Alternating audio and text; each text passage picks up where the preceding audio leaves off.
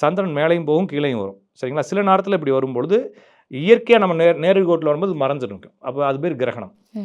அப்போ வருடத்திற்கு 7 கிரகணம் வருது இல்லையா? இப்போ வருடத்துக்கு 7 கிரகணம் வருதுன்னு உங்களுக்கு எப்படி தெரியும்? நான் கேட்குறது உங்களுக்கு புரியுதா? இந்த கிரகணம்ன்றதே உங்களுக்கு தெரியாது இப்போ இல்லைங்களா? வியூவர்ஸுக்கும் தெரியாது. வருஷத்துக்கு 7 கிரகணம் தான், அதாவது என்னைக்கு வரும்ன்றது உங்களுக்கு தெரியாது. அப்போ இப்போ 7 கிரகணம் வந்தால் நாங்கள் சொன்னால் தான் நீங்கள் சாப்பிட்றதோ சாப்பிடாமையோ இருப்பீங்க. இதில் வந்து ஒரு வருஷத்தில் அப்போ ஒரு வருஷத்துக்கு 7 கிரகணம்னே வச்சுக்கோங்களேன். இப்போ எனக்கு வந்து வயசு ஒரு 40 வயசு ஆச்சுன்னு வச்சுக்கோங்க. இது வரைக்கும் நான் எத்தனை கிரகணத்தை கடந்து வந்திருப்பேன்? ஒரு 300 கிரகத்தை கடந்து வந்திருக்குன்னு வச்சுக்கோங்களேன், சும்மா உதாரணத்துக்கு. 300 ஒரு 300 250 300 கிரகணம். 300 கிரகணத்தை அன்னைக்கு நான் தெரிஞ்சு சாப்பிடாமல் இருக்கணுமா? புரியுதுங்களா நான் சொல்கிறது? அப்போ இது வந்து இயற்கையாக நடக்கக்கூடிய நிகழ்வு. இப்போ நீங்கள் என்ன நினைக்கிறீங்கன்னா, சந்திர கிரகணம் சூரிய கிரகணம் தான் இருக்குன்னு நினைக்கிறாங்க. அது இல்லாமல் புத கிரகணம் இருக்குது. எல்லா கிரகங்களையும் இந்த சந்திரன் மறைக்கும்.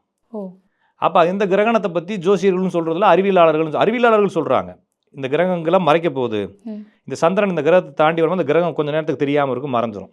அப்போ இதை வந்து சயின்ஸில் சொல்கிறாங்க. நம்ம ஊருக்கார ஜோசிக்காரங்களுக்கு இந்த 2-3 விஷயம் தான், அதுவும் பஞ்சாங்கத்தில் போடுறது தான் தெரியும். சில கிரகணங்கள் நம்ம ஊரில் நடக்கும் பொழுது அதனால் சில ஏதாச்சும் ரேஸ் வரும், அப்போ ரிஸ்க் எடுக்காதீங்கன்னு சொல்கிறாங்களே தவிர அது வந்து செஞ்சே ஆகணும், செய்யக்கூடாதுன்ற எந்த ரூல்ஸும் கிடையாது.